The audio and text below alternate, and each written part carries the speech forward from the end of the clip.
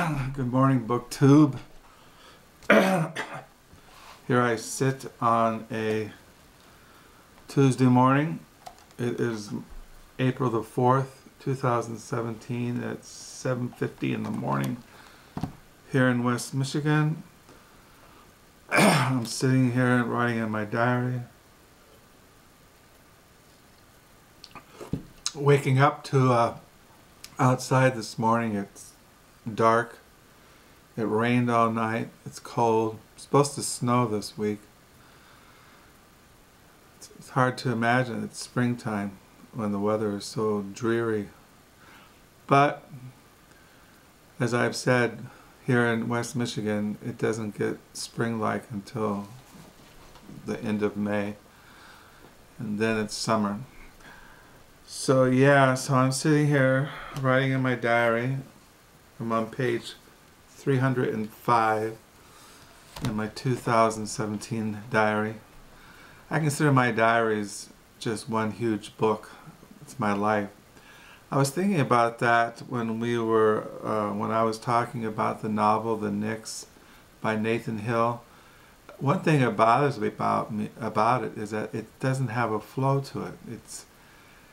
It tells the story of Samuel and his childhood, and then it tells the story of his mother's life, Faye, and then it tells the story of these different characters, Faye's father, and it's kind of choppy. It's just, and I suppose what I like is a flow of narrative. A beginning, a middle, and an end. I like a story that unfolds itself, but I was thinking about why maybe that's a Christian perspective on reality. Maybe people out there who write novels don't see life as a narrative whole. They see life as just a series of episodes, of fragments, blocks of reality that don't have any connection. It's just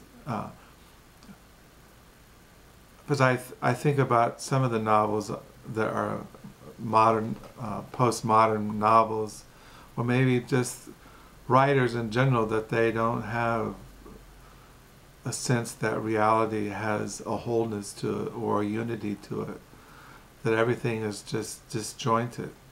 Maybe that's the problem I have with some novels, or I tend to gravitate towards novels that have a flow, a narrative flow to them. I don't know. What do you think out there, BookTube world? So I'm sitting here writing in my diary. I got out this morning. This is April, and so I haven't really read in April. This book in the morning, Canonical Theology, the Biblical Canon, Sola, Scriptura, and the Theological Method by John C. Peckham, and reading the Bible. And then I got out to read this morning, here in the month of April, Light on the Mountain, Greek Patristic and Byzantine Homilies on the Transfiguration of the Lord. I had been reading in this one on this homily 56 on the Gospel of Matthew by John Chrysostom. That's when I was last reading. The next one is on Poccius of Constantinople, homily on Transfiguration of the Savior. The next one. Never heard of that early church father. So yesterday I was reading in the morning Scriptura as Real Presence, Sacramental, Exegesis in the Early Church by Boersma. I was thinking, when I read a book like this, I noticed that people in BookTube world, they read 5 books a month, or maybe they read 10 books a month. What I do is I get a book like this in the morning, and I'll sit here from 7 o'clock in the morning until 12 reading this.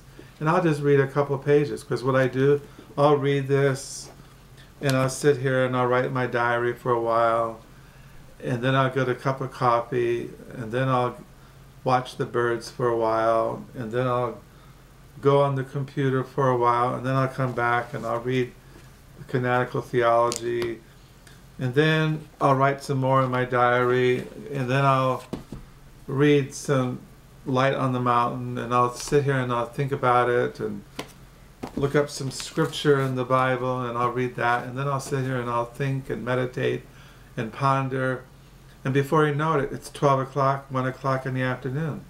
And then I'll get out, I start reading this. I bought this novel.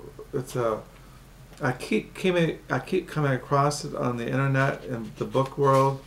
This is put out by the New York Review of Books. This is Zama by Antonio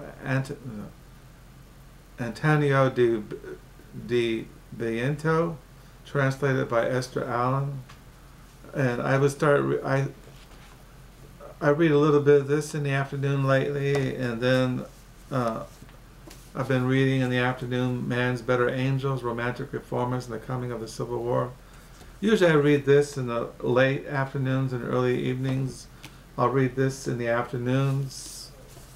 I also start reading Andre Ackerman, his essays, Alibis, essays on elsewhere. I just will read an essay and I'll sit and think about it, and then I'll read a little bit of this, and then I'll go watch the birds. Maybe I'll go outside and I'll feed the birds, give them some fresh sunflower seeds, and then maybe I'll get in the car and visit a local thrift store and come back. Then I'll read some Paradise Now, the story of American utopianism by Christians. I bought this book last year and never really got into it, but yesterday I started reading finished the introduction to it, and it's on the chapter on the Shakers, Shakers, American Zion. So I'll read this for a while, and then I'll write in my diary, and then I'll sit here and drink another cup of coffee, and then I'll write some more in my diary, and I'll ponder, and I'll go off in my head for a while, and then before I know it, it's 5 o'clock, 6 o'clock. My wife will get up, I'll make her a fresh pot of coffee, she'll eat dinner, get ready for work, and then she goes to work, and then usually in the evenings I'll listen to some death metal. I'll read, like I said, I'll read some of Zama, and then I'll go to bed. And that's usually my days. They're very quiet, not much activity. I don't really like going anywhere, especially when the weather sucks. I don't like driving in rain or snow, or I don't like walking when it's gray out and dreary. I like walking when it's sunny and warm, if I do go for a walk. And so the days go by, and so yeah, that's my life. Very quiet, very kind of introspective kind of life. And I make videos for BookTube. I write in my diaries. I have a diary in Crooked Fingers, and then I'll paste what I write in Crooked Fingers into Diaryland, WordPress. And I read online diaries. I watch videos on BookTube, and I'm always looking at Yahoo News. I'm always checking my email. I'm always, I'll listen to some music, or I'll just sit in silence and listen to the birds, write in my diary, and the days go by, and not much really happens. And that's the way I like it. I really don't have a desire to see the world. I don't have a desire to travel. I don't have a desire to really see what's on the other side of the hill. To me, I'm sitting here and I am in the presence of the Lord, and I'm seeking just to wait it out. So that's what's going on in my book world. I am still reading in the mornings Spirit Hermeneutics, reading Scripture in the Light of Pentecost by Greg S. Keener. And I read yesterday, I'm still reading The Christian's Only Comfort in Life and Death, Exposition of the Heidelberg Catechism, Volume 1 by Theodorus VanderGroe. Yeah, I'm really surprised I'm able to read this. Like I've said for many years, for about 25, 26 years, I just read English, 17th century English Puritanism and Dutch Puritanism. And so I've been reading this in the mornings. And I'm on Lord's Day 12, which is the Lord's Day, the priestly office of the Christian. Question 31, why is he called Christ that is anointed? And then it goes into that. So I'm on the priestly office of the Christian.